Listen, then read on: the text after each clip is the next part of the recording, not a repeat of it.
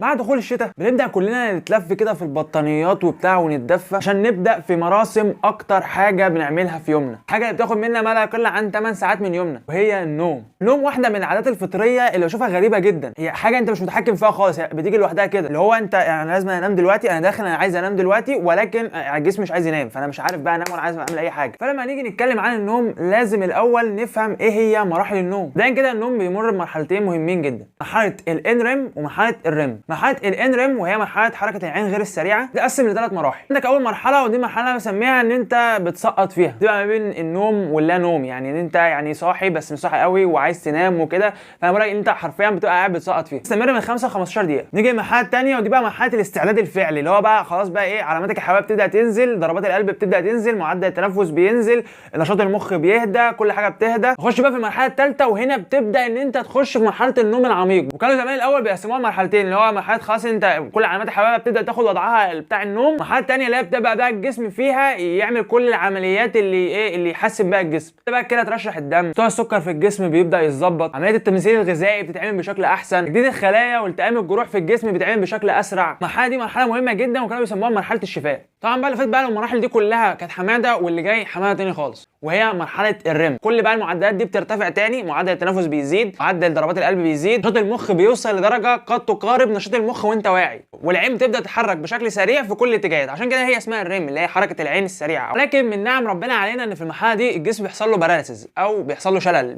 في شلل في الجسم كله، ما عدا 3 مناطق مهمين جدا. اول حاجه اللي هو الدايفرام عشان يعني عمليه التنفس وكده، تاني حاجه العين زي ما قلت لك مرحله حركه العين السريعه بيبقى في حركه في العين، وجزء كده في الودان، يعني مش عارف هو بس ايه، يعني هو في جزء في الودان بيتحرك كمان مالناش دعوه بيه. طبعا في سؤالين هنا مهمين جدا، يعني ايه اهميه الشلل ده، وليه في ناس اصلا بتتحرك؟ ممكن في ناس بتعاني انها بتقوم وتمشي وهي نايمه، ازاي بقى عندهمش بقى الموضوع ده عشان عندهم ولا ايه؟ الشلل ده مهم جدا لانك انت لو ما عندكش الشلل ده خلاص مخك بقى بيتفاعل، هي في اللحظه دي بتبدا بقى مراحل الاحلام، تمام؟ فهنا جسمك بقى هيقوم يطبق كل الاحلام اللي انت بتشوفها بقى وهتبهدل الدنيا كلها. طب ليه في ناس ما بيبقاش عندهم الشلل ده؟ ده لانهم بيبقى عندهم اضطراب في المرحله دي، يعني من حاله اسمها الريم ديسوردر او اضطراب في مرحله الريم دي، ان هو ما بيحصلش شلل في الجسم، فهو بيقوموا بقى ويتحركوا ويعملوا كل حاجه. وفي النهايه كده كده النوم عمره ما كان رفاهيه، 8 ساعات من وقتك انت محتاجهم عشان تقوم وتشتغل تاني وتعمل بقى بقيه الحاجات في بقيه اليوم. لو انت بتذاكر لو ما نمتش المعلومات اللي انت ذاكرتها مش هتتحفظ، فبالتالي لما تيجي تخش مثلا لو انت مطبق وهتخش الامتحان مش هتفتكر حاجه، الجزء اللي انت حفظته هيبقى قليل جدا. لو انت طبقت في الشغل عشان تزود الانتاجيه في الاول هتلاقي نفسك بتنتج كتير، بعد كده هتبدا الانتاجيه بتاعتك تقل لان فعاليتك وجوده ادائك بتبقى تقل. فما فيش شك ان النوم مش تضييع وقت ومش رفاهيه، وان النوم حاجه مهمه جدا. بس يعني هو ده كان كلام الفيديو ده، اشوفكم